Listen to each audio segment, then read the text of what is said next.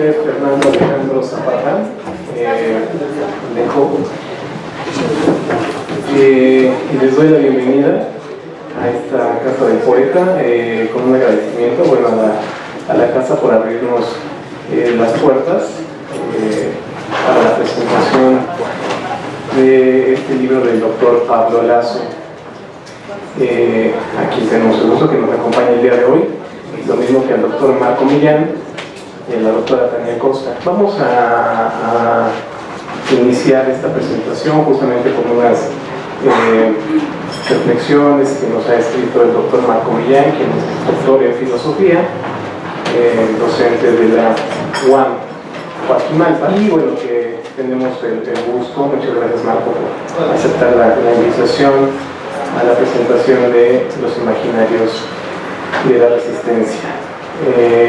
Posteriormente vamos a escuchar a la doctora Tania Costa, y que esto sea un poco más dinámico, bueno, vamos a hacer un intercambio, ¿no?, entre el autor y los ponentes, y posteriormente, bueno, abriremos un espacio para que el público pueda hacer estos comentarios y estos intercambios y se unan con nosotros a la reflexión. Entonces, pues, bueno, vamos a iniciar. Hola, buenas noches. Pues quiero comenzar agradeciendo a Fernando, a Tania y por supuesto a Pablo el hecho de poder aquí reunirnos en torno a una de las obras de Pablo Laso, de las obras que he estado produciendo últimamente. Y me encuentro muy motivado, por supuesto, por la presentación, porque esta relación entre filosofía y literatura me parece una cuestión clave hoy en día. Y me parece que Pablo nos ha ofrecido un libro extraordinario, en verdad, que es justamente lo que quiero comentar. Yo he preparado unas notas al respecto, de modo que me gustaría darle una lectura puntual, prometiendo no aburrirles demasiado, tratando de ser enfático en algunas cosas, y también para que sirva un poco como plataforma para que a partir de allí probablemente podamos iniciar un diálogo entre todos, y por supuesto con Pablo, ¿no?, a quien por cierto tengo el gusto de conocer hace muchos años, pero que no habíamos coincidido nunca, creo yo, en una mesa. Sin embargo, habíamos tenido alumnos comunes y todo ello hace ya bastante tiempo. Lo mismo con mis colegas, así que estamos entre familia y con una cordialidad que sería esta noche así. Bueno, quiero entonces dar paso a lo que preparé. Agradezco enormemente a Pablo Laso que haya escrito este libro. Un libro para imaginar la resistencia desde la lectura minuciosa, elaborada, ardua de las obras de Coetzee. Un libro que multiplica los sentidos de lectura para apuntar hacia lo que él llama intensidad afectiva y provocarla con una lectura provocativa de Coetzee. En el libro de Laso sobre Coetzee se advierten desde el inicio su cabalgata: poner cabeza abajo la primacía canonizada por Aristóteles de la lógica sobre la retórica, como diría un Habermas henchido de razón pura. En ese sentido, el tratamiento que reciben las obras de Coetzee es de una literatura que desde el imaginario de lo social impone una reflexión crítica y filosófica. Largo es el camino que el propio Laso ha andado para asegurar que las fronteras canónicas que dividen a la filosofía de la literatura es cosa de una suerte de trasnochados sujetos que se autoimponen cánones inflexibles y ortodoxos.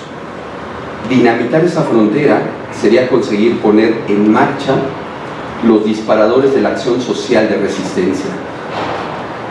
En Coetzee, según Pablo, la filosofía se puede llevar a cabo con imágenes literarias, puesto que la literatura tiene mucho de reflexión crítica filosófica sobre las condiciones culturales y políticas de una sociedad.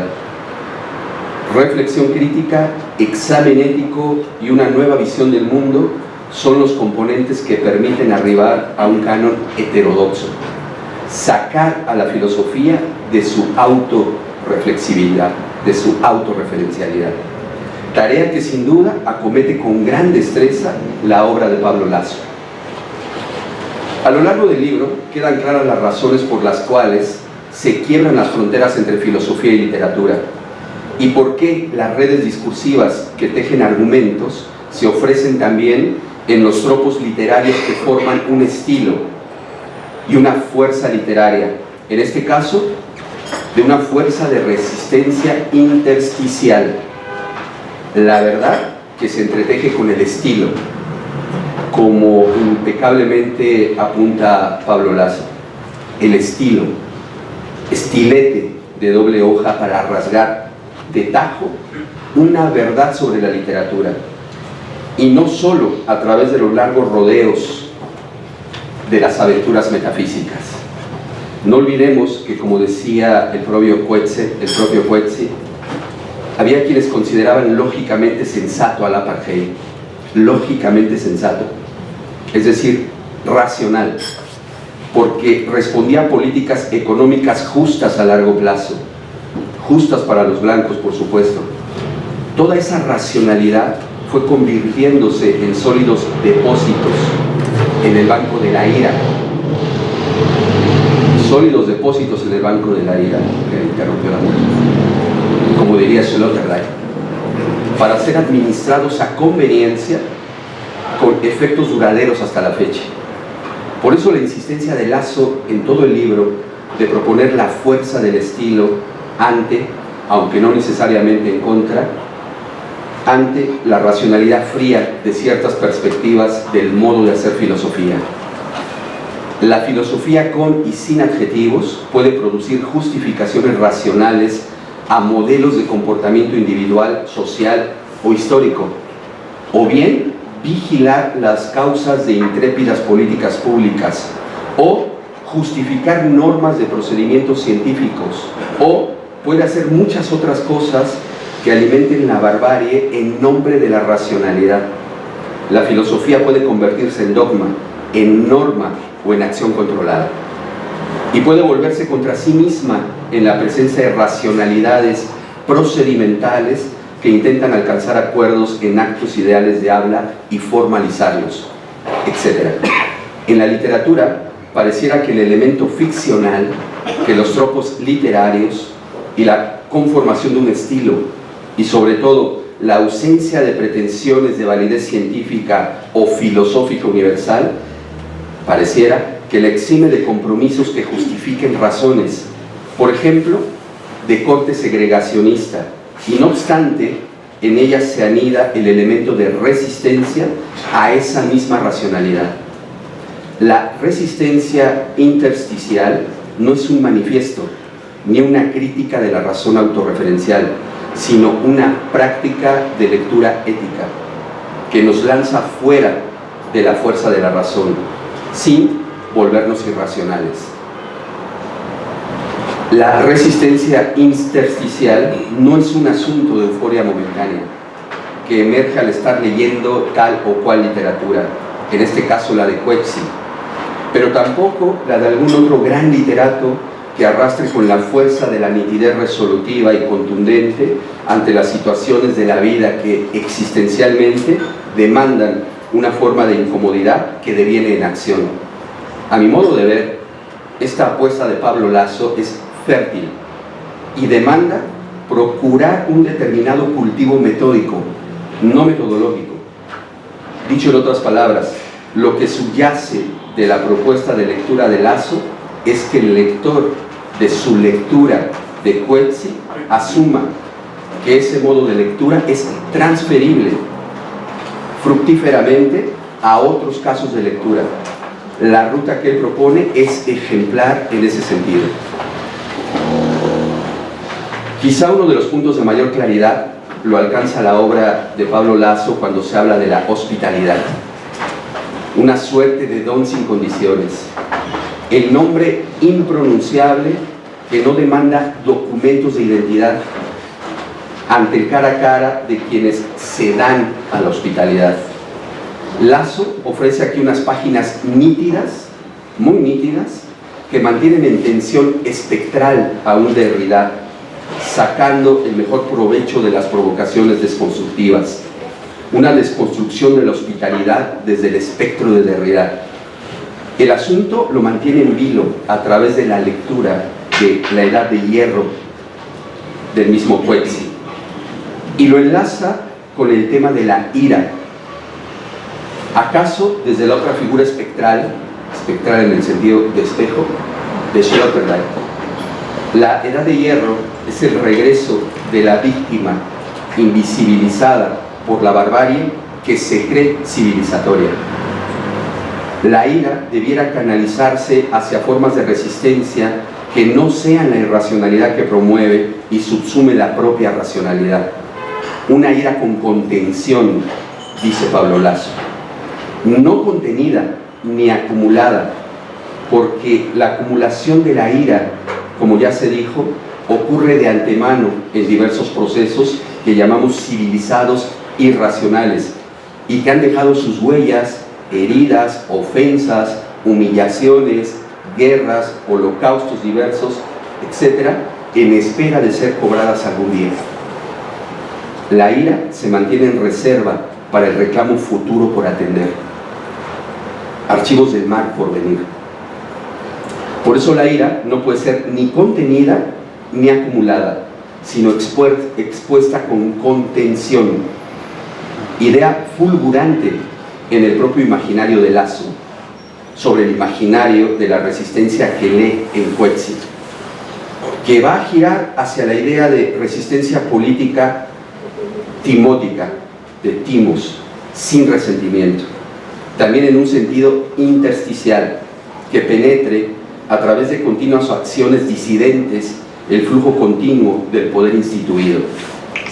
Toda esta parte relacionada con el asunto de la ira, la hospitalidad, el deseo, la violencia, la escritura, por ejemplo, en El Maestro de Petersburgo, es central para comprender los propósitos de Lasso al leer a Coetzee. Ello no hace sino reiterar sin duda el provecho de leer esta obra de Pablo Lasso.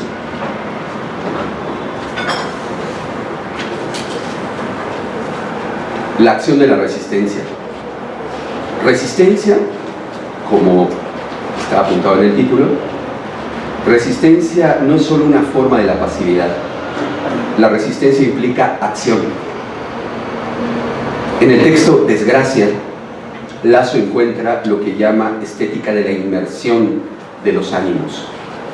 No lo llama así por capricho, sino por andar un desmontaje de los límites en el vaivén de lo particular e íntimo a lo social y a lo público, de los límites entre enamorarse y acorralarse.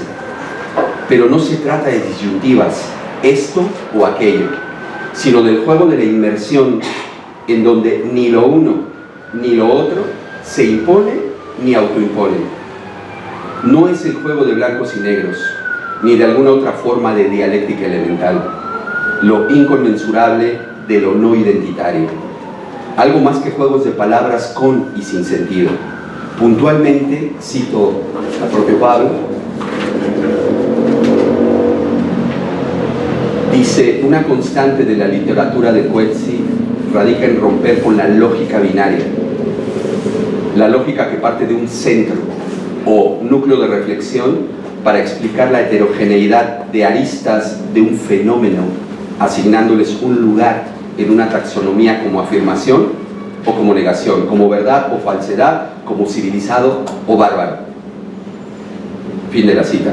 Desde la lectura de Esperando a los bárbaros, entre otras obras más, Lasso acomete con las ventajas de una lectura sin autoridades centrales, ni reales, ni literarias, ni metafísicas. Ahí se encuentra la realización de toda conversión. Ahí las sutilezas que desandan los caminos de las letras de Coetzee. Lasso consuma hacia una lectura intersticial del propio Coetzee. Bien, excede los límites de una presentación demorarse en otros aspectos sustanciales de la obra que nos sugiere.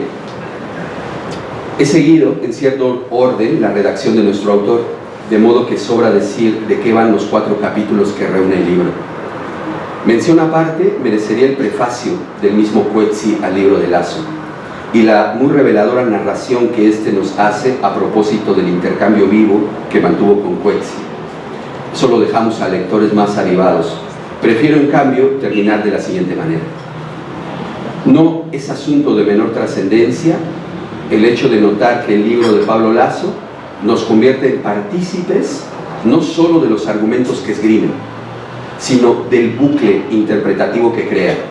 Quiero decir que uno exige reconocerse como lector del gran lector que es Lasso con respecto a Coetzee, que lo es con respecto a otros y esos otros con respecto a otros.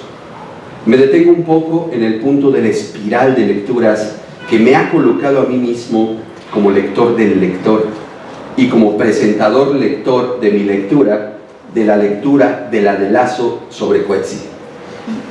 Un camino abierto a las interrogaciones críticas, una lectura de lecturas, una necesidad de peldaños insomnes, un pozo que sirve de plataforma, una gran pirámide en cuyo centro navega la fuerza del relato, en que todos nos sumamos cuando la inteligencia de un autor nos invita a ello.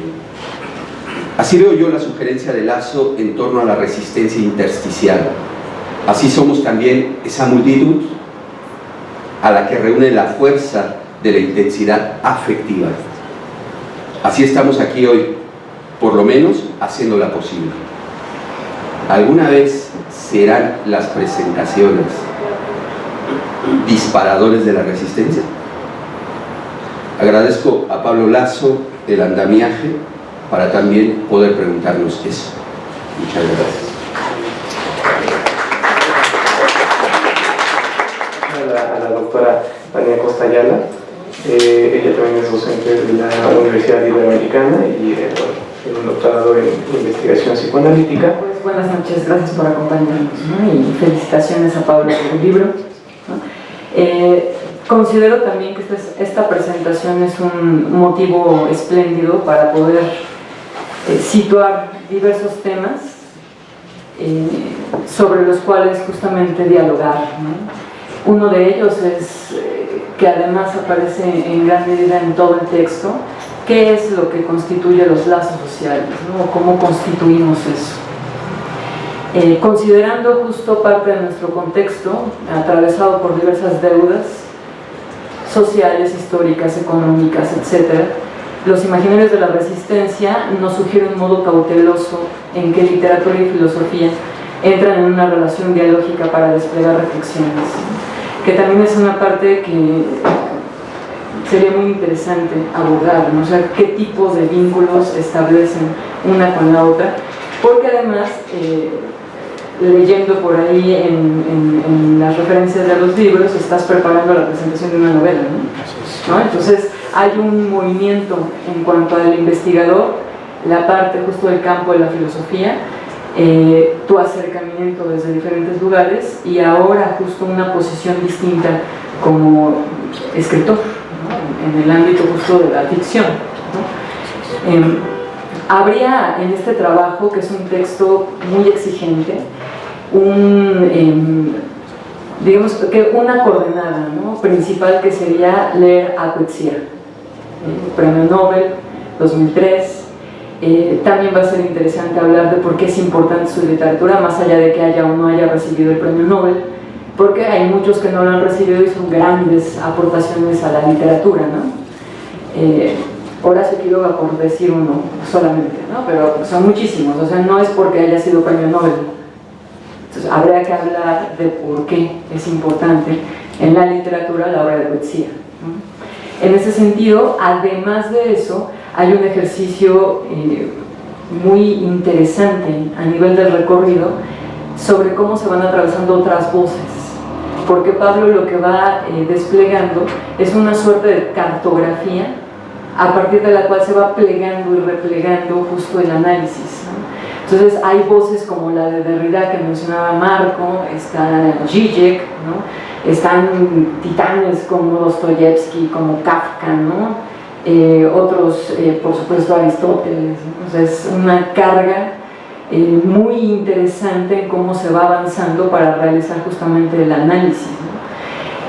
También Pablo nos advierte al inicio, ¿no? Si andamos con un purismo en cuanto a ciertas reglas para seguir un trabajo y que agoten a un solo autor y desde ahí no va por ese camino, ¿no? O sea, se trata justo de una apuesta mucho más en el riesgo, que también eso es algo es una aportación en cuanto a una sonata, ¿no? O sea, más en fuga, ¿sí? O sea, una lectura intersticial utilizando justamente el concepto que llama Marco, que lo evoca y que entra y sale, ¿no? O sea, va metiendo Deleuze y luego aparece otra voz y luego aparece Coetzee y luego aparece él, y es un tejido que también nos muestra gran parte del contexto cotidiano de nuestro andar. O sea, en gran medida estamos atravesados por esas voces, ¿no? Constantemente. Hay un ataque muy puntual a una hechura en el discurso que tiene que ver con una línea binaria logo-falo-eurocéntrica, diría yo, ¿no? O sea, como de un modo muy específico, volver a situar por qué es importante no perder de vista el ejercicio de la razón frente a una crítica en relación a la razón instrumentalizada, que vale la pena hacer esa, digamos que subrayarlo, ¿no? O sea, no solo es el ejercicio racional, porque eso caería en un absurdo, ¿no? O sea, ¿de qué manera puedo hablar? Si no es también a partir de eso, ¿no? Sino de qué tipo de racionalidad se está hablando. Y ahí hay una entrada y una evocación también muy interesante a todo el legado, todo el trabajo que dejó la Escuela de Frankfurt, ¿no? Que también por ahí abre mucho camino para avanzarlo, ¿no? Ya desde el título hay toda una puesta en juego de ante qué nos vamos a encontrar, ¿no? ¿Qué son los imaginarios? ¿Cómo comprender eso? Y cómo es que a partir de ese punto se puede generar se puede generar un trabajo sobre cómo opera la resistencia, que además pareciera también ameritar una reflexión en el campo de lo político. O sea, es decir, si resistir es suficiente, tendríamos que formarnos para la resistencia, o hace falta otra cosa que tenga que ver con un tomar acción, ¿no? Y una participación, en lo cual también hay otro doblez que tiene que ver con una inacción activa, que sería muy interesante señalar quizá con alguno de los personajes de la narrativa de Coetzee, ¿no? Pablo en el libro menciona justo sobre lo de los imaginarios, ¿no? Cito: se trata de las operaciones imaginarias de trasfondo de esta cultura, que en su actividad no evidente, implícita, muchas veces oculta, sostienen la totalidad de los gestos y las prácticas culturales explícitas de la sexualidad, de la creencia, la guerra, la política y todo aquello que se hace evidente en el terreno cultural de lo cotidiano y es aceptado como vigente. Hay una suerte de discursividad que viene constituyéndonos y que pareciera damos como parte de lo hecho, de lo que ya está ahí. Y a partir de eso comenzamos a acercarnos a partes de esto que llamamos mundo, repitiendo sin necesariamente tener claridad de ello, fallas de esas construcciones, ¿no? Una lógica que segregue, como por ejemplo toda la discursividad del colonialismo, nosotros somos efecto del colonialismo, implicaría preguntarnos cuál es nuestra posición frente a eso, ¿no? Que también tiene mucho que ver con, digamos, no ubicar que es transferible de manera inmediata la crítica que Coetzee hace en ciertas localidades específicas a otras, ¿no? Que eso también es un terreno muy interesante y exigente. O sea, la demanda del que ha venido siendo oprimido no necesariamente corresponde a la de otros, sino que la experiencia y los efectos de esta requieren justo un análisis mucho más circunspecto, ¿no? O sea, mucho más específico, ¿no? Habría también justo en la narrativa de Coetzee, que Pablo nos acerca a eso, la construcción de personajes que muestran desde un tipo de pasividad activa, como lo mencionaba, formas de resistir al avance del así son las cosas.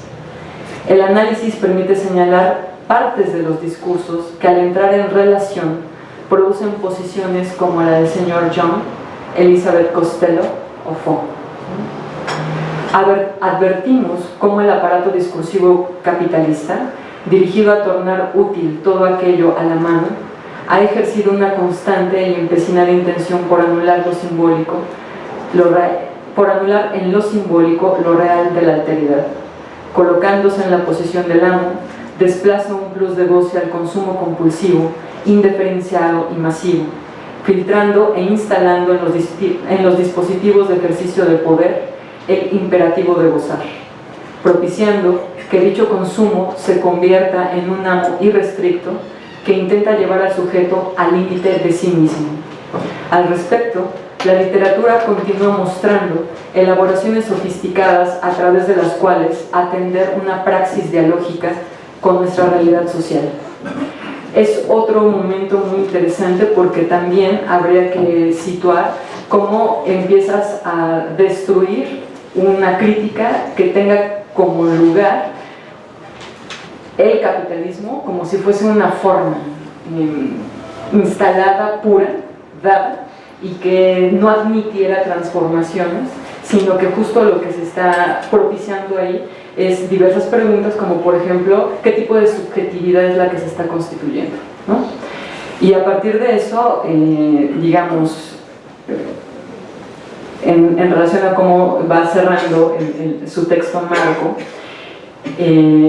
a mí me interesaría escuchar cómo es que Coetzee para ti operó como un transformador o como propiciando justo un movimiento que tenga que ver con la posibilidad de una praxis política distinta, ¿no? O desde otra posición. Y si eso pudiera llegar a ser transferible, ¿no? O sea, si la experiencia del lector pudiera llegar a ubicarse y en qué modo, con la capacidad o la potencia para poder ser desplazada o contaminar otro cuerpo. ¿De qué modo se hace eso, no? Hay varios otros lugares desde los cuales, por ejemplo, también en la lectura me cuestiono cuáles serían algunos de los escritores en México que pudieran o no tener una referencia con estas formas en la literatura que permitan reactualizar desde otras coordenadas una pregunta de Spinoza, ¿no? ¿Qué puede un cuerpo? ¿No? Que además justo toda esta traza de pensadores como Deleuze y otros vienen de recordar a este otro pensador de la otra modernidad, contemporáneo de Descartes, pero con un planteamiento que, a pesar de que está en la razón, es una razón distinta, ¿no? Entonces ese sería otro momento muy importante, ¿no?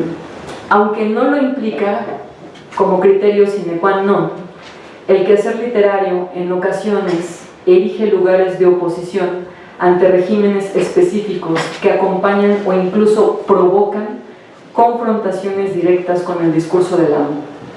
A partir de elaboraciones sofisticadas de las formaciones sintomáticas sociales, se ponen a operar de forma simbólica los límites de las configuraciones imaginarias, generando articulaciones otras del lazo social imaginario, el cual, reconfigurándose así, expone que la causa de su emergencia y actualización radica en las posibilidades de descomponernos con, desde, a través e incluso a pesar del otro.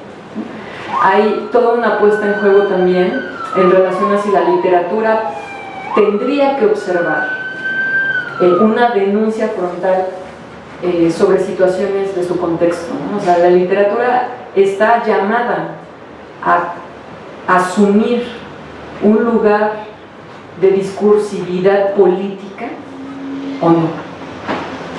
Que además eso es todo un planteamiento que se elabora en las vanguardias, ¿no? Pensando justamente que todas las vanguardias comienzan con un manifiesto político, y que comienzan con un manifiesto político porque tiene que ver con una condición en donde se está jugando la posibilidad de sostener la vida como la conocemos, ¿no? O sea, de continuar viviendo, ¿no? Entonces, el quehacer artístico empieza a tener otro tipo de condiciones para generar preguntas y desde dónde desplegar su propio quehacer, ¿no? Enorme, porque en ocasiones a los literatos que asumen de manera directa politizar su discurso, hay un cierto manejo del establishment en cómo se les margina, porque justo parece como panfleto, ¿no? Como, bueno, ¿de qué lado está como llevando las cosas? ¿A qué partido le está sirviendo? ¿No? Y hay otros que, sin necesariamente decirlo de manera frontal, lo que hacen es verse beneficiados de las instituciones en turno, del poder, de los manejos, muy acomodado, sin que eso impida su trabajo, pero tampoco ejercen justamente una crítica, ¿no? Y si la ejercen, está muy justo en el manejo de seguir manteniendo el poder en donde está, el ejercicio de ciertas instituciones o esferas, y no llega a otro lugar, ¿no? Entonces, esa es otra parte muy significativa, ¿no? De en dónde podría radicar el criterio que nos permita advertir si de entrada yo me preguntaría, ¿la literatura o cualquier otro quehacer artístico es posible que se sostenga con cierta genuidad, o qué tipo de distancia podría plantear con el discurso político del que es parte, ¿no? O sea, si eso es posible, ¿no? Pensaba, por ejemplo, en un gran escritor como lo fue José Revueltas y toda la potencia que tiene, ¿no?, para podernos mostrar justamente cómo funciona eso en relación a otro gran escritor, muy probablemente de los mejores ensayistas que hemos tenido, que es Octavio Paz. Entonces tendríamos ahí dos momentos en la historia más cercana a nosotros, en cómo la literatura hace un movimiento distinto, ¿no?, diferente, tiene repercusiones importantes, ¿no? Hay también otros lugares, y debido justamente a que nos encontramos implicados en los efectos del colonialismo y asumiendo que el conjunto de reformas neoliberales que se han venido presentando desde la década de los 80 ha dejado a la intemperie que la posición del Estado, parte determinante en lo que atañe a la responsabilidad de la red pública, se encuentra comprometida de modo estrecho y aparentemente indistinguible con intereses mercantiles que sumergen el estado de cosas en la imperiosa inclinación por anular y restringir cada vez más las circunstancias mínimas para que la vida social continúe llevándose a cabo desde sus posibilidades concretas. Pienso justo en varios de los personajes de Coetzee como pretextos para poder reflexionar sobre cómo es que opera eso, ¿no? Haces varias referencias en varios momentos a Kafka. Kafka pensaba, por ejemplo, en el informe para una academia, ¿no?, ante la ley, ¿no?, estas construcciones que permiten visibilizar una problemática que nos refiere a un cierto tipo de organización estructural, ¿no?, sin que esté fija, ¿no?, sino con movimientos, ¿no? Habría también, y eso es algo que comentó Marco con Aristóteles, a mí me parecía muy interesante, la crítica que le hacía Aristóteles a Platón en relación a la utilización de alegorías, ¿no?, o de los mitos, que justo ahí era lo contrario. O sea, para llegar al análisis no necesitaríamos eso, ¿no? Y en Platón se detecta desde otro lugar la introducción justamente a las imágenes, y tiene también otra salida, pensando en su gran proyecto político que está en República, y esta pregunta que le lanza justamente Trasímaco en el personaje de Sócrates, que no responde, ¿no? Y en todos los 10 libros podemos irle dando vueltas, pero está la problemática sobre el qué, ¿no? O la justicia, ¿no? Hay varios, por supuesto, ¿no? O sea, las preguntas se van a empezar a ampliar, porque además son temas que desde la pasión eso necesariamente nos empieza a activar, ¿no? O sea, es muy difícil que permanezcamos como rígidos o fríos, ¿no? Y yo iría situando, porque ya mencioné varias, ¿no? Pero para darle un cierto orden a eso y ya después irnos con el público, ¿no? Para dialogarlo, ¿no? Algunos otros momentos en la escritura que tendrían que ver con un disparador para la acción, ¿no? O sea, Pablo menciona a partir del estudio de la obra de Coetzee que hay en esa obra literaria cierta experiencia para el lector que puede operar para disparar una transformación, ¿no? ¿Qué es eso? ¿Cómo operaría eso? Muchísimas gracias.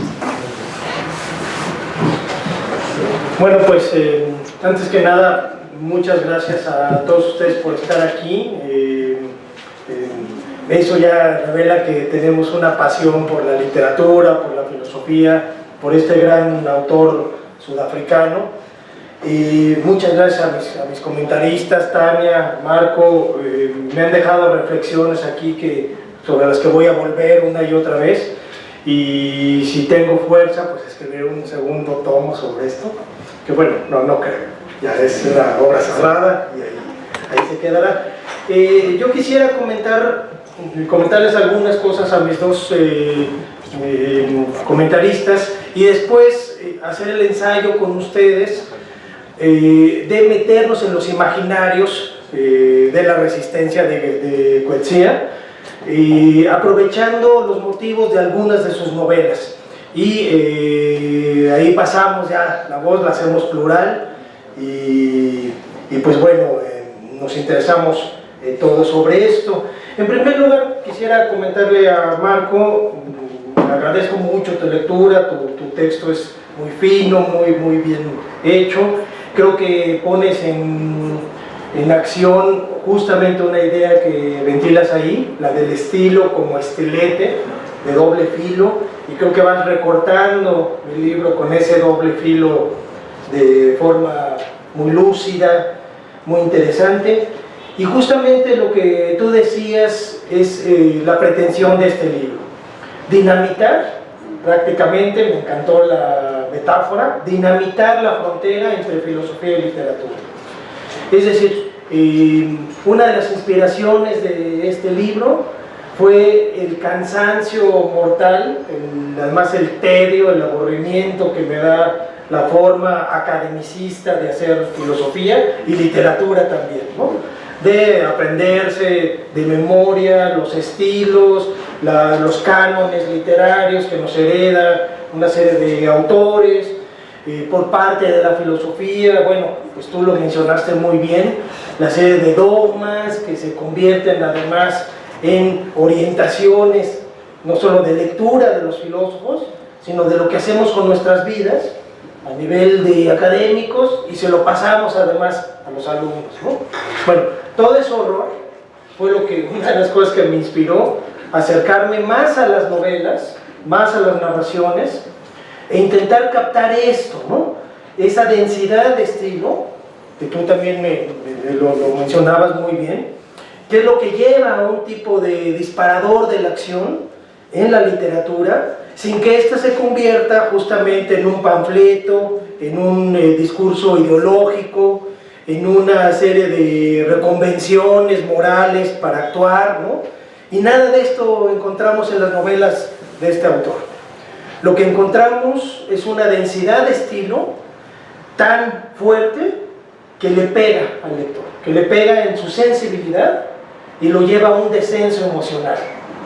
Esto es lo que encontramos, por ejemplo, en Desgracia, esta novela que quizás es la más famosa de Coetzee, por culpa quiero decir en buen sentido, pero por culpa de la película, Desgracia, que les recomiendo que la vean, es muy buena película, con John Malkovich, muy buena puesta en escena de la novela, pero claro, la novela la rebasa, ¿no? La rebasa precisamente por la reflexión ética y política que va poniendo.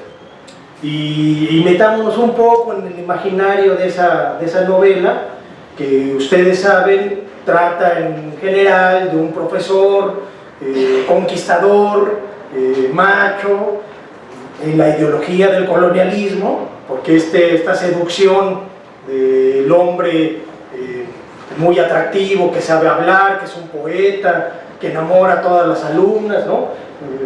A eso está jugando ahí Coetzee. De repente se mete con una alumna equivocada, que lo denuncia, lo acusa de abuso, en fin, y hasta ahí llegó la carrera magisterial, ¿no? Hasta ahí llegó la carrera de este profesor, porque lo corren de la universidad, y la verdadera desgracia ocurre después, ¿no? Cuando va a la granja de su hija, a la hija la violan 3 hombres de color, queda embarazada, producto de esa violación, a él lo intentan matar, lo intentan quemar vivo, estos 3 jóvenes de color, sobrevive, y la desgracia está en la lectura de esa densidad de estilo, de ese descenso de las emociones por las que nos va llevando Coetzee. Es decir, en ese momento de la novela, si alguien no se ha deprimido por las cosas que ocurren, pues francamente no tiene alma, no tiene sensibilidad. Pero uno ya profundamente deprimido se enfrenta a la reflexión ética y política de por qué la hija acepta el embarazo, por qué no aborta, por qué no denuncia a la policía a los violadores, por qué hace eso. Y cuando el padre le pregunta a la hija por qué, ella lo que contesta es que son los hijos de Sudáfrica. Es una lección de los hijos de Sudáfrica sobre nosotros, es decir, los africanos, la minoría blanca en Sudáfrica, que conquistó por centenas de años este lugar, ¿no? Y entonces la novela dispara un tipo de imaginario en el lector. Ahí en el libro juego a 2 ideas, ¿no? Un disparador de la acción puede ocasionarse en el lector cuando el personaje llega a las mínimas expresiones de lo que podría ser en la novela. Así este profesor termina la novela aceptando el embarazo de la hija y en una escena completamente nihilista, completamente desencantada, se dedica a meter cadáveres de perros en un horno sistemáticamente, ¿no? Y no deja salir a Coetzee, no deja ninguna salida. Quien termina la novela así dice, ¿por qué no se suicida mejor? ¿O por qué no me suicido yo mejor? Bueno, en fin, pero la reflexión sigue como una provocación. Una conversión en el lector quiere decir un disparador de la acción en él a partir de un descenso total de los ánimos, cuando va acompañado de una reflexión de ese tipo, ¿no? De una reflexión ética y política, ¿no? Entonces la resistencia intersticial, Marco, me gustó mucho lo que dijiste, es, claro, una práctica de lectura ética de los hechos, pero en los intersticios, por eso lo de intersticial. Si el capitalismo, si el poder totalitario, si los sistemas de injusticia, de segregación, de racismo en los que vivimos parecen un todo cerrado, un todo blindado que nos aplasta, que nos traga, la idea de una resistencia intersticial es justamente decir, este todo que parece cerrado y duro tiene fisuras, tiene intersticios.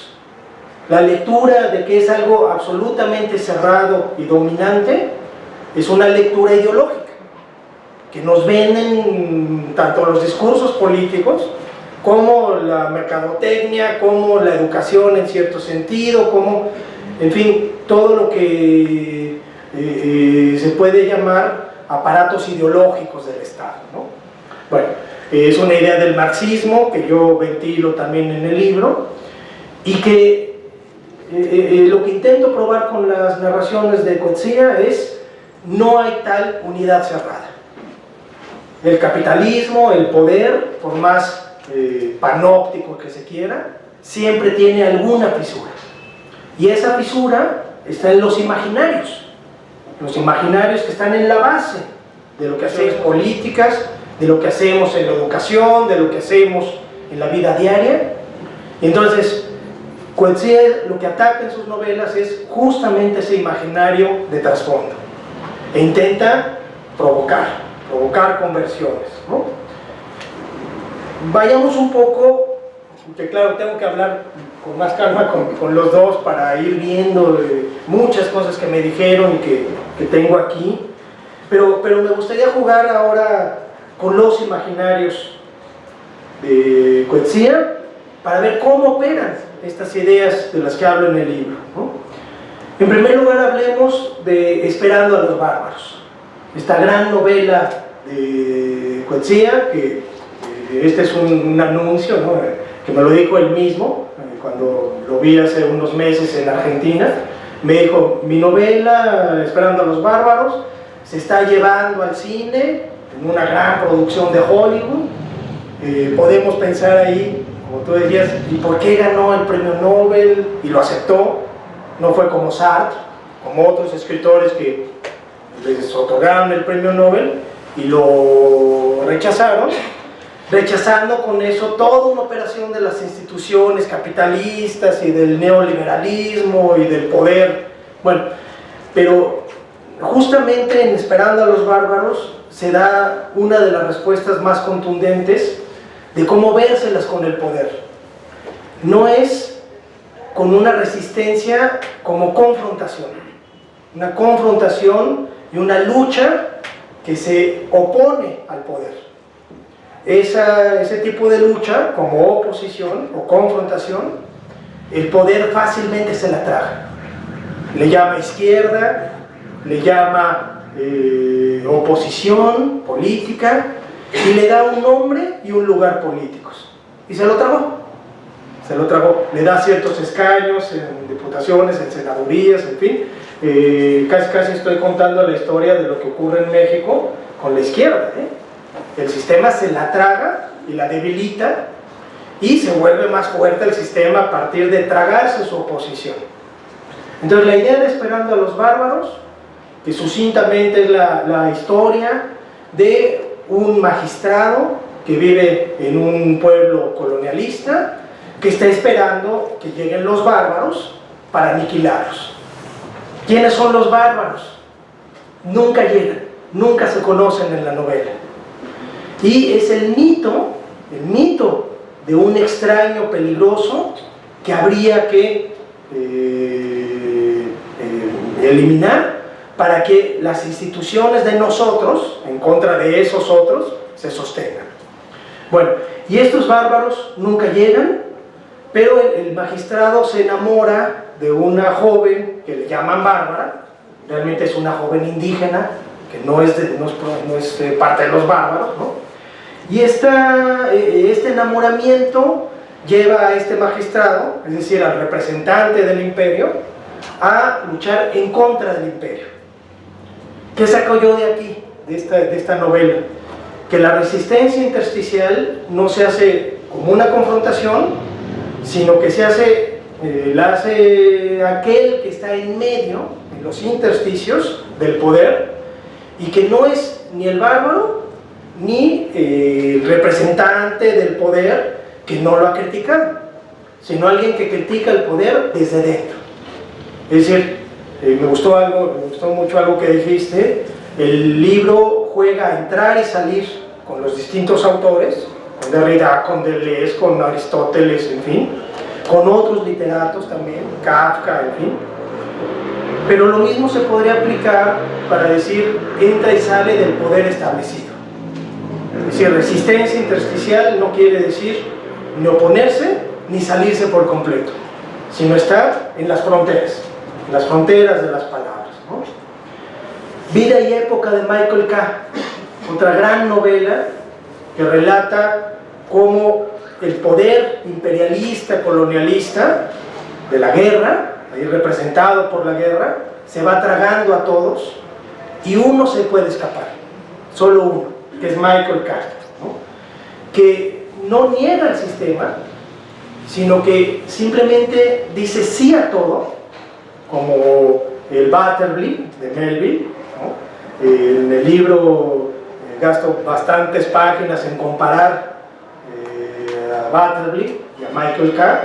a través ahí de Deleuze y de otros, ¿no? De Agamben, y la lección que nos deja Michael K., cómo luchar en contra del poder. La lección de Michael K. es diciendo a todo que sí. Ya alguien diría, bueno, pero qué absurdo, ¿no? Si dices a todo que sí frente al poder, el poder te va a eliminar. Bueno, en esta historia, Coetzee juega a la idea de que entre más dice sí este personaje al poder, entre más obedece las reglas de los distintos campos de concentración a donde lo llevan, distintos campos de refugiados y de reeducación, que en realidad son campos de concentración, ¿no? Entre más dice que sí, más escapa a eso y puede saltar las barras. Los campos siempre tienen muros y este personaje hace una extraña huelga de hambre, dice a todo que sí y logra escapar. Bueno, hay que leer la novela para enterarse cómo es esto posible, ¿no? Y un par de ejemplos más para ya, ahora sí, llegar a lo que estamos prometiendo hace casi una hora, ¿no? Es decir, que ustedes participen, que ustedes pregunten lo que quieran. En otra gran novela, La Edad de Hierro, que tú mencionabas muy bien, Marco, una anciana que tiene cáncer, que justo el día que le dice el doctor que tiene cáncer, va a su casa deprimida, enojada, en fin, llena de ira, ¿no? Por el cáncer que no puede vencer. Se encuentra con un vago viviendo en su jardín, sucio, maloliente, borracho, y lo primero que le dice, en nombre de la razón, de la higiene, del orden, del poder, es: lárguese usted. Usted no tiene ningún derecho a estar en mi casa. Es más, usted no tiene mi casa, lárguese. Bueno, y la novela se desarrolla, que además la novela es una larguísima carta a una hija que nunca aparece y que no se sabe si le llega la carta o no. Toda la novela juega el género epistolar. Y entonces esta anciana va admitiendo a este extraño con una extraña hospitalidad. Es la hospitalidad al límite, la verdadera hospitalidad según Derrida, que es la hospitalidad sin condiciones. Una hospitalidad falsa es la que le dice al extranjero, al migrante, entre en el país, entre en casa, pero aprenda el idioma, pero cumpla los requisitos de visa que son kilométricos, ¿no? Pero aténgase a las leyes y a la historia de este lugar. Y una verdadera hospitalidad sería aquella que recibe al extraño sin ponerle condiciones. ¿Cuál es el producto de esa extraña hospitalidad? Que este personaje sufre una conversión y deja de querer hacer resistencia como quería hacer. Es decir, la primera idea de hacer resistencia de este personaje es prenderse fuego en las calles, viendo que es impotente contra el cáncer y contra la guerra de Sudáfrica, quiere prenderse fuego y se pasa bastante tiempo pensando qué pondría como un letrero o como una justificación de inmolarse, ¿no? De quemarse viva. Y este extraño le va enseñando, la va convirtiendo en otra cosa, le va enseñando que no tiene que suicidarse, que no tiene que quemarse viva, sino que tiene que luchar de otra forma. Y entonces siguen larguísimos diálogos sobre si está justificado hacer la guerra con niños, como se hizo en Sudáfrica y se ha hecho en muchas partes del mundo, o si está prohibido eso, o qué talante ético tiene eso, ¿no? Pero de nueva cuenta, no es un panfleto, no es una receta para hacer resistencia. Podría haber hecho eso Coetzee, pero no hubiera hecho literatura, no hubiera trabajado con imágenes literarias. En cambio trabaja con imágenes literarias y provoca estos diálogos ahí, ¿no? Bueno, y en fin, podría seguir hablando de las 15 novelas de Coetzee, de sus ensayos, en fin, no quiero arruinarle la lectura del libro, si es que deciden, como decía mi amigo Marco, que una presentación del libro pudiera convertirse por lo menos en el inicio de una acción de resistencia, ¿no? De un disparador de la acción, como yo propongo en el libro. Bueno, ojalá les hayamos dejado alguna idea sobre esto, porque yo creo que sí puede serlo, yo creo que puede ser por lo menos esa chispa que encienda la dinamita, por lo menos eso. Habría que leer las novelas de Coetzee, por lo menos 2 o 3, yo me leí todas y en fin, quedé contentísimo, pero no haría falta, ¿no? Con leer 2 o 3 centrales bastaría para esto. Bueno, pues ya está por ahí el micrófono para que iniciemos esta ronda de, pues de comentarios o bien preguntas a nuestros invitados y al autor. Para iniciar, a mí me gustaría preguntarle a Pablo, para que no sea un autocomercial, es más bien para nuestros invitados, ¿no? Preguntarle a Marco y a Tania por qué sería importante leer los imaginarios de la resistencia. ¿Cuál es la invitación que ustedes nos dan acorde a su lectura? Pero antes de ello, porque creo que un poco por ahí más bien la línea, si Pablo nos puede decir por qué leer a Coetzee, ¿no? ¿Por qué leer ya dijimos, bueno, no es por el Nobel? Seguramente si revisamos una serie, una lista, un listado de los ganadores del premio Nobel, encontraremos nombres que seguramente ni siquiera ubicamos y en muchos casos impronunciables. Entonces, ¿por qué? ¿Cuál es la importancia de leer a John Maxwell Coetzee el día de hoy en México, ¿no? Y bueno, a nuestros invitados, ¿por qué leer los imaginarios de la resistencia?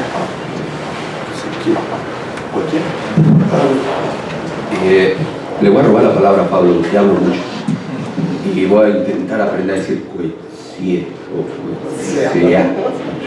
o algo así. Si no, no se oye bien, ¿no? Voy a decir una cosa muy clara. Me parece que el libro es importante por muchas razones, pero a mí me llamó la atención en primer lugar de qué manera uno podía conectar ciertas cosas que lo atraviesan a uno cuando está metido entre la filosofía y la literatura. Creo que ese es uno de los grandes meollos de la cuestión, ¿no? Quiero plantearlo a modo de ejemplo de esta manera.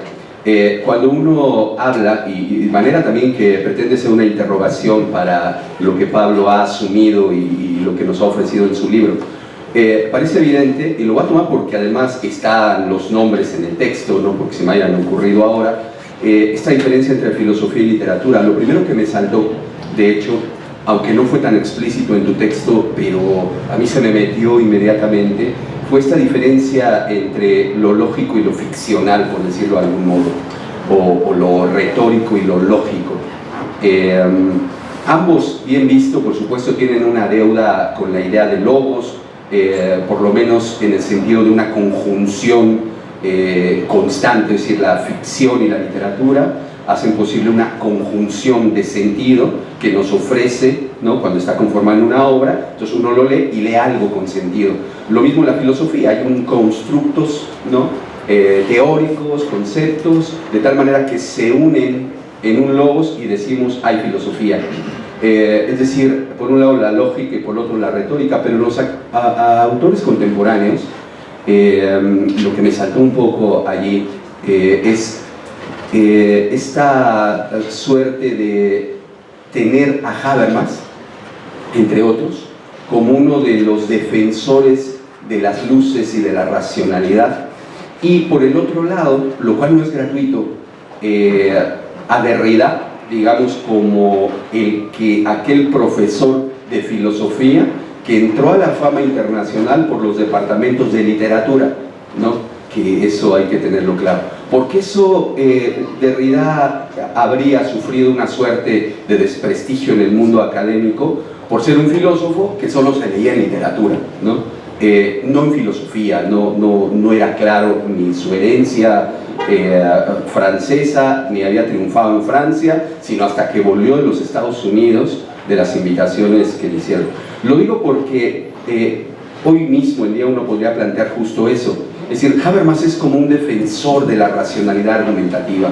Por ejemplo, si nosotros queremos ante un problema alcanzar un acuerdo, tenemos que ejercer ciertas pretensiones de validez donde la racionalidad con carácter de universalidad nos presta, digamos, las condiciones para alcanzar acuerdos sobre nuestros problemas. Y uno tiende a ver que la literatura no haría eso, que la literatura, en el peor de los casos, para pasar el rato, un autor provocativo, alguien que pues no defiende una tesis filosófica, ni la armoniza de manera filosófica, ni plantea premisas y deducciones lógicas a partir de una cierta premisa, sino con este juego. Y justamente en el discurso filosófico de la modernidad, ¿no? Habermas hace un ataque frontal, ¿no? a Derrida, básicamente diciendo que la literatura a la literatura, y que se ocupen los críticos literarios de la literatura, y la filosofía a la filosofía, ¿no? Da razones un poco para decir por qué piensa eso. Ya dije que esa es una de las defensas que uno puede ver en el proyecto habermasiano como heredero de la Escuela de Frankfurt.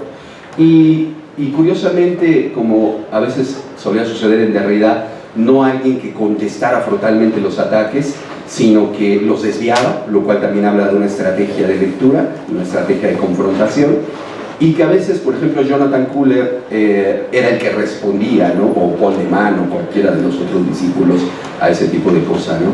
Entonces, yo creo que la importancia del libro de Pablo nos plantea ese tipo de cosas en un subterfugio usando autores que parecieran inclinarse hacia un lado de la balanza, pero no gratuitamente, quiero decir, para abrir un espectro de sentido claro, de un ataque argumentativo contra la argumentación, de un ataque racional contra la racionalidad, contra las formas fijas de una pretensión de universalidad que el discurso de la literatura tiende a reventar, ¿no? A ser posible de otra manera, diría yo, ¿no? Pero el libro es muy bueno.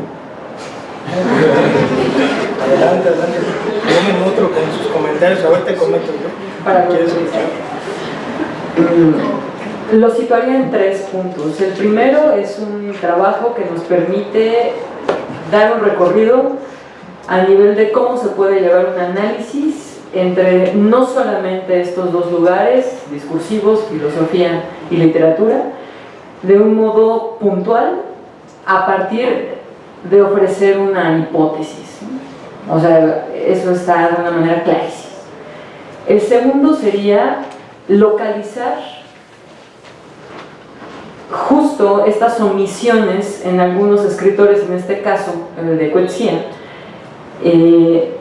que nos permitan reflexionar sobre cómo podríamos en ocasiones creer que hacemos crítica cuando no estamos haciendo crítica.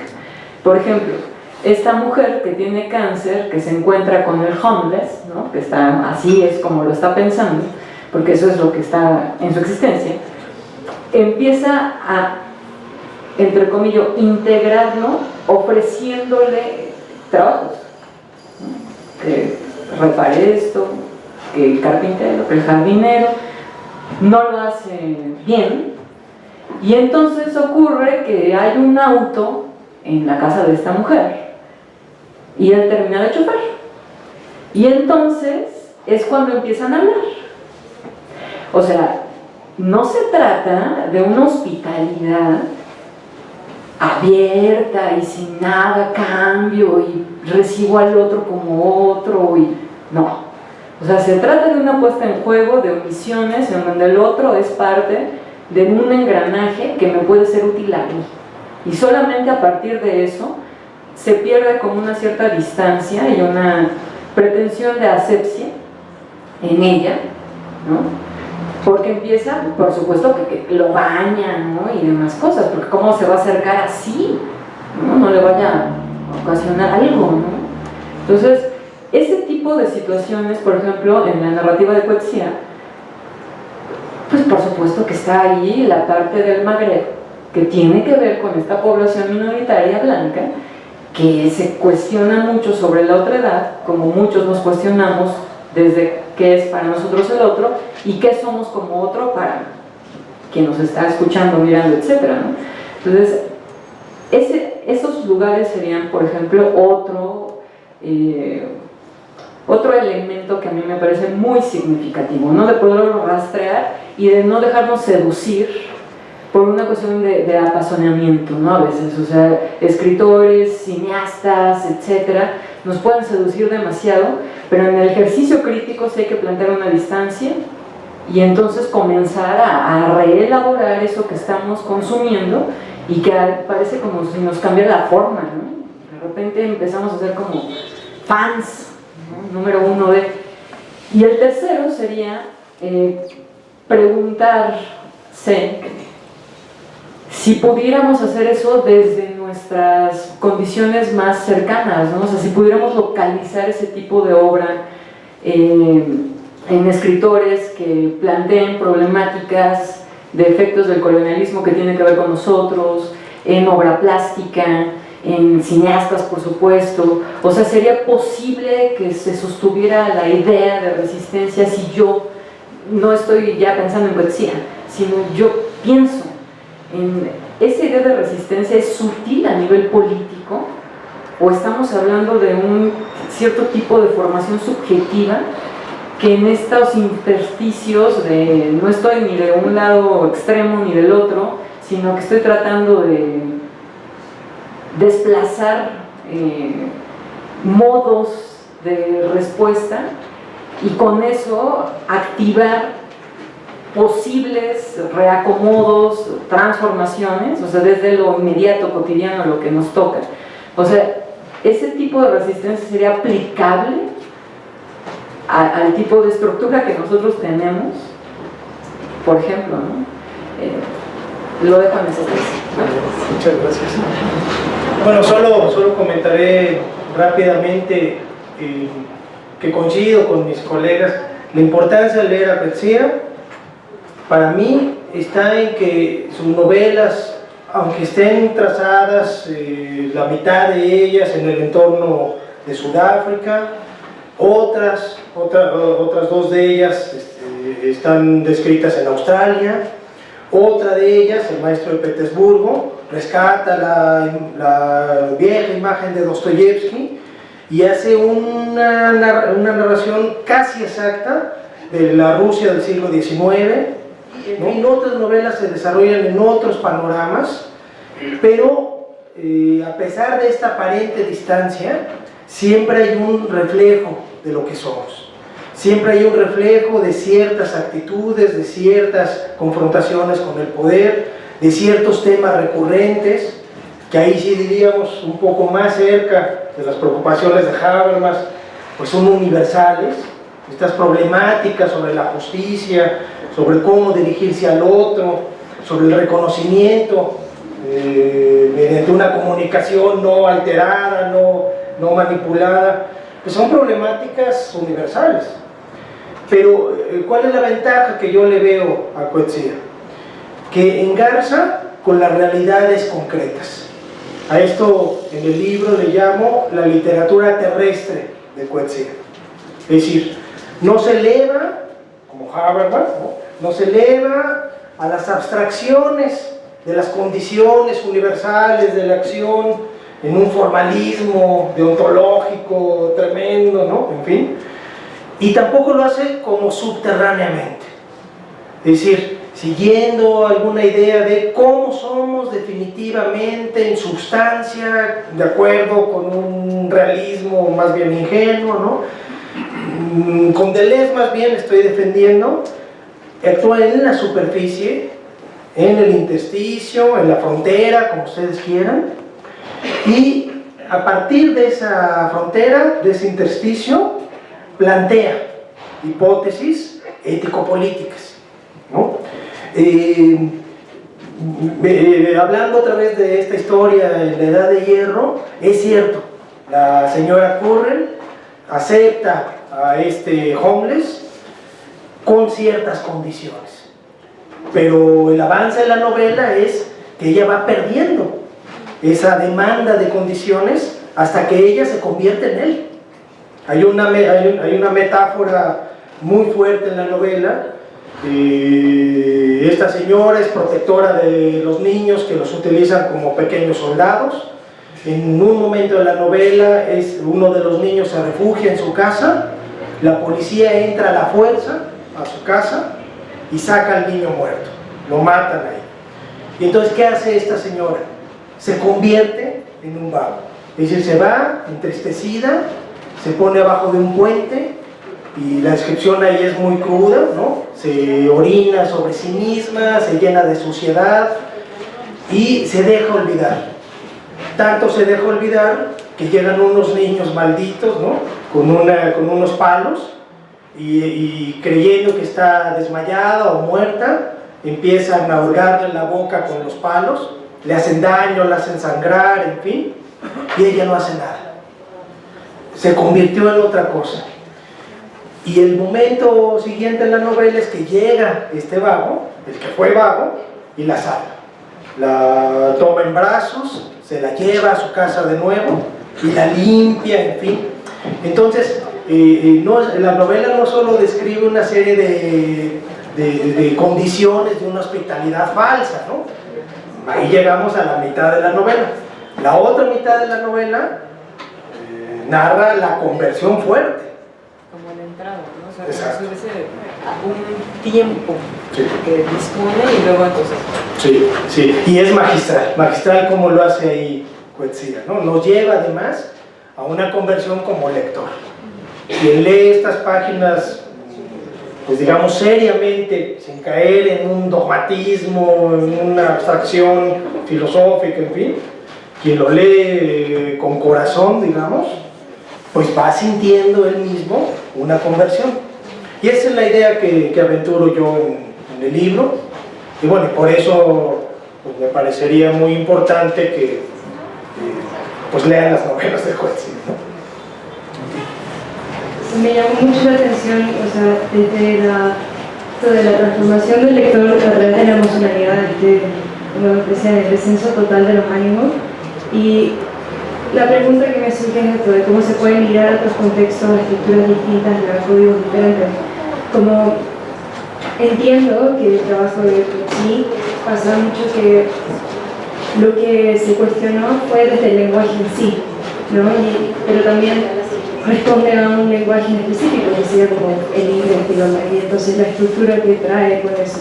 Entonces, ¿cómo eso puede ser migrado para generar este mismo cuestionamiento en otras culturas y en otros lenguajes que generan otras estructuras, ¿no? Y cómo también salir de esta resistencia de lucha y entrar a esta resistencia intersticial en un contexto como, por ejemplo, el de Latinoamérica, donde también el pensamiento está tan polarizado y también estas mismas como fisuras que se comentaban, de que pensamos todo como una unidad muy concreta, pero que tiene estas fisuras. Pero ¿qué pasa cuando pensamos que estas fisuras también son parte de la unidad? Se asumen como parte de la unidad. Entonces, ¿cómo se puede salir también de esta como pasividad activa, ¿no?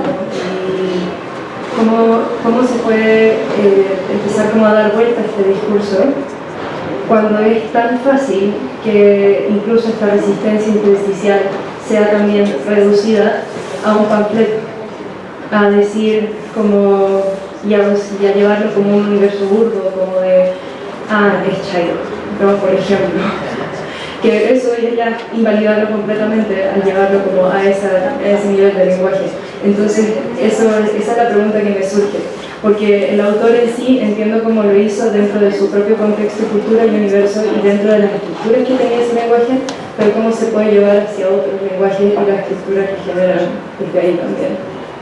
Sí, muchas gracias por tus preguntas, son muy atinadas porque quieren rebasar la obra de Coetzee y meterse en su repercusión, meterse en su extensión hacia otros contextos, y es justo lo que intento en el libro. Una de las ideas centrales es querer probar que no es solo literatura africana, cuando se trata de ese tipo de novelas, o no solo literatura de ciertos contextos, sino que tiene esta resonancia más allá de sí misma, ¿no?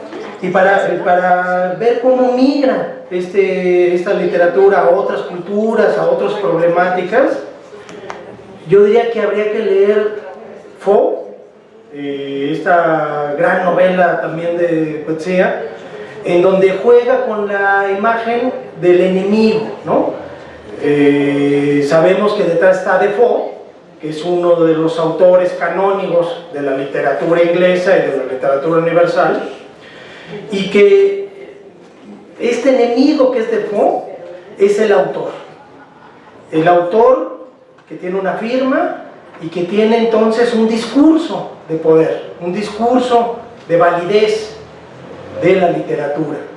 Y entonces Coetzee juega ahí a cómo llevar este discurso al extremo de su propia contradicción, y entonces se inventa una saga, se inventa una historia de Robinson Crusoe, en donde ninguno de los personajes juega el juego que tuvieron en la novela clásica de Defoe, pero lo más importante, que el papel primordial lo tiene Viernes, un Viernes que él se inventa ahí, que nunca habla, que es mudo porque alguien le cortó la lengua, y entonces hay miles de hipótesis de quién le cortó la lengua, o si fue el mismo Robinson Crusoe. Y otro elemento, una mujer, por fin una mujer en la literatura, ¿no? En la literatura clásica, es lo que quiere decir Coetzee, los héroes siempre son hombres. Entonces metamos a una mujer que cuestiona todo, cuestiona el pequeño imperio de la isla de Robinson Crusoe, que intenta hacer hablar a Viernes, sin conseguirlo nunca, y la novela termina entonces en un mutismo absoluto que niega todo discurso colonialista, todo discurso de la preeminencia del autor, ¿no? De eso se trata. ¿Qué nos dejan los lectores? Es decir, ¿cuál es la migración ahí? Yo lo diría en una palabra, que hay que saber callar frente al discurso imperialista, dominante, y hay que aprender de ese mutismo para migrar, ¿no? Pero esa es apenas la mitad del asunto. La otra mitad está en lo que tú ya señalabas muy bien, que es romper con los binarismos en serio, en serio. Diario de un mal año, Elizabeth Costello, y sobre todo los ensayos sobre la censura, que escribe Coetzee, tiene que ver con no tomar una determinación respecto a la censura, o respecto al papel del escritor, o respecto a lo que se dice con contundencia en una sociedad. A esto juega a Diario de un mal año, ¿no? Las opiniones contundentes, es decir, lo que funciona en una sociedad como la de nosotros. Y entonces Coetzee dice, a través de sus personajes, ni afirmarlo ni negarlo. Entonces, ¿qué? Otra vez la misma idea, suspenderse en el espacio intermedio, en el espacio indeterminado, el espacio lingüístico indeterminado, en donde se puede reflexionar en serio acerca de esas problemáticas, ¿no? La censura es muy fuerte. Elizabeth Costello, que es otro Coetzee con nombre de mujer, ¿no? Que es él pensando ahí. Y en los ensayos contra la censura, dice él, en cuestiones tan fuertes como la pedofilia, como la pornografía, como la prohibición de ciertas obras de arte, en fin, estos personajes, John C. de Diario de un Mal Año, Elizabeth Costello y el mismo Coetzee, no dice sí a la pornografía ni no, sino entonces ¿qué? Algo indeterminado que provoca la verdadera reflexión y entonces la resistencia, ¿no? Entonces no hay que caer, como tú dices, no hay que caer en las reducciones aún de la idea de resistencia intersticial. Claro, es algo que hay que temer, aunque la idea está apenas naciendo, ¿no? Que quiero decirlo en voz alta y lo digo en el libro, la idea es de Simon Critchley, un filósofo de Nueva York que ha trabajado estas ideas. Él ya había hablado de política intersticial. Lo que yo estoy haciendo es extender esa idea para hablar de resistencia intersticial, y sí, apenas surge la idea. Estoy escribiendo actualmente un ensayo sobre resistencia intersticial de talante más filosófico. Bueno, pero ya se puede decir, bueno, también esto puede caer en el juego sucio que tú estás denunciando. La misma resistencia intersticial puede ser un lugar común para acomodarnos de nuevo al sistema, etc. Bueno, yo lo que contestaría es, eso no es resistencia intersticial, eso es una ideologización ya. Lo difícil es decir que sí es, porque al decir sí es esto, le damos un nombre y un lugar en este sistema. Por eso Coetzee me parece tan sabio, ¿no? Mantenerse en la indeterminación. ¿Qué permite eso? Actuar para transformar en serio.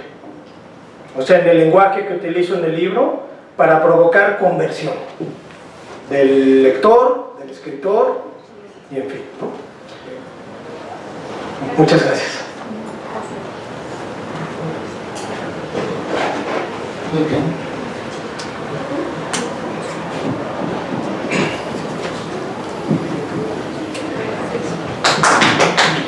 A ver, no estoy seguro, jamás he leído a Coetzee, y apenas estoy conociendo estos términos de resistencia intersticial. Pero bueno, a mí me queda la duda de qué pasa cuando es una resistencia desde el punto intermedio, y cuando los extremos cambian, no se vuelve muy irrelevante de cierta manera. Sí, forzosamente, pero ahí me agarro de las dos últimas novelas de Coetzee, que tratan de la migración. En términos generales es unos migrantes en una distopía, son dos distopías fabulosas, donde estos personajes, un hombre y un niño, que no son padre e hijo, se conocen del barco que llega a esas tierras que nadie sabe dónde son, es distópico el lugar. Y entonces la historia de estas dos novelas transcurre en cómo estos migrantes critican una sociedad que parece ya contentarse con todo, que parece estar satisfecha de todo. Ahí hay referencias platónicas muy evidentes en la República, y estos migrantes lo critican todo y van huyendo. Empieza en un pueblo, toda la primera novela ocurre en un pueblo y acaba con los migrantes yéndose a otro pueblo. ¿Por qué? Porque lo que encontraron es que estos extremos ya están demasiado estabilizados y ellos necesitan otra cosa, ¿no? Y entonces se me ocurre ahí extender la misma hipótesis de todo el libro, hablando de una resistencia en movimiento, una resistencia que es un fluir como el de los migrantes, ¿no?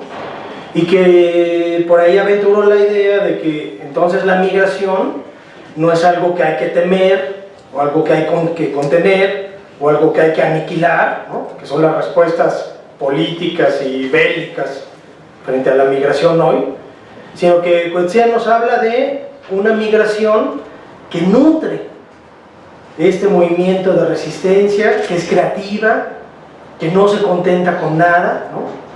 Sobre todo en los días de escuela de Jesús, que por cierto juega con la idea de un Jesús religioso, pero nunca aparece ese Jesús religioso. O sea, no está hablando de religión ahí. Está jugando con los términos de Jesús. Y es curioso, en las dos novelas, el niño nunca se llama Jesús, se llama David.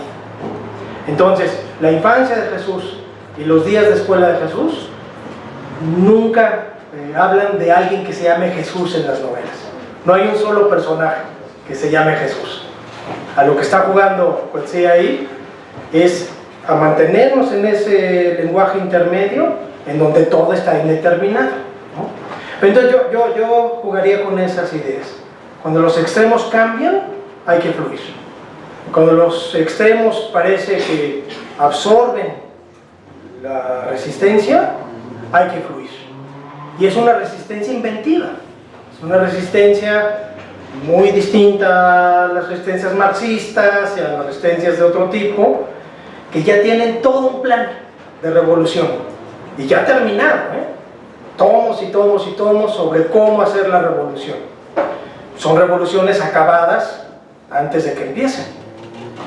La idea de resistencia intersticial es una idea de una resistencia fluida que se reinventa cada momento. Gracias. Puedo hacer un apunte, Pablo. Fíjate que a mí me parece también, escuchándote, y también un poco para coger la pregunta, me parece que la resistencia intersticial está siempre por venir. Es decir, es un asunto, pensando en lo de la hospitalidad también, hay una hospitalidad sin condiciones, pero no es que la hospitalidad esté allí, localizada, ¿no? O que ya sepamos cómo hacerle para ser hospitalarios, no, sino es algo que está por venir, y esta idea de porvenir acarrea evidentemente una idea de futuro, pero no como espera, no como dotación de algún sentido previo, sino como algo que tenemos que acometer porque siempre está por venir. Me resulta interesante, por ejemplo, recordar que el propio Derrida hablaba de una democracia para otro día. Eso decía, ¿cómo hay que construir la democracia? Para otro día. ¿Por qué? Porque las situaciones contextuales donde aparece la oportunidad es las que hay que tomar, pero siempre hay que desplazarla, porque el riesgo que se asume si no es quedarse atrapado en un canon político, económico o literario, el que sea, y entonces ya no tener la posibilidad de la acción. Es decir, la acción descansa en esa posibilidad de lo porvenir, y me parece que la resistencia intersticial siempre está por venir. Sí, por cierto, en el libro vuelvo a las categorías derridianas. Futuro no es lo mismo que porvenir. Exactamente. Y la resistencia está en la ruta del porvenir, ¿no? Sí, a mí también me gustaría subrayar algo en relación a eso. Desde Derrida, por ejemplo, es interesante cómo en ocasiones en el texto de Coetzee podría haberse forzado la lógica de la hospitalidad. O sea, es decir, hay una manera en cómo hay una resistencia del propio texto literario hacia la hechura filosófica que está participando de otras condiciones, ¿no? Porque pensándolo estrictamente en esa narrativa, algo viene, pero a partir justo de las condiciones, o sea, ahí, ¿no? Y aparece también un modo en cómo hay un límite para el discurso filosófico, ¿no? Y cómo pudiera quizá en ocasiones requerirse de construir otro modo para pensarlo, ¿no? Que a mí me considero que va más por ese costado, ¿no? Más que intentar doblegar a la literatura de quien sea, a que quepa en un concepto, ¿no? Sí, sí. No lo puedes haber dicho mejor, y perdón por poco hablar de mí mismo.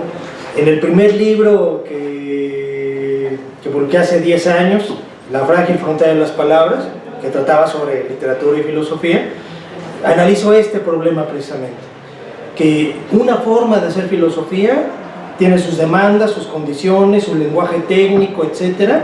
Y también la teoría literaria tiene sus condiciones, sus cánones, etc. Entonces, de lo que se trata es de buscar otro discurso sin nombre, ahí le llamo discurso sin nombre, discurso sin género, que sería algo así como lanzar eventos lingüísticos sin orientación. Sin orientación. Está del lado de pues cierto ejercicio del lenguaje deconstruccionista, y creo que se puede extender a la obra de Coetzee, ¿no? Es decir, hay una forma de lenguaje que no podríamos etiquetar de entrada como filosofía o literatura. ¿Qué es eso? ¿Qué es Diario de un mal año? Que tiene 3 eventos lingüísticos. Un ensayo, parece que es un ensayo de un intelectual que está enojado con el mundo y lo critica todo, ¿no? Está amargado y lo critica todo. Eso en un cuarto de la página.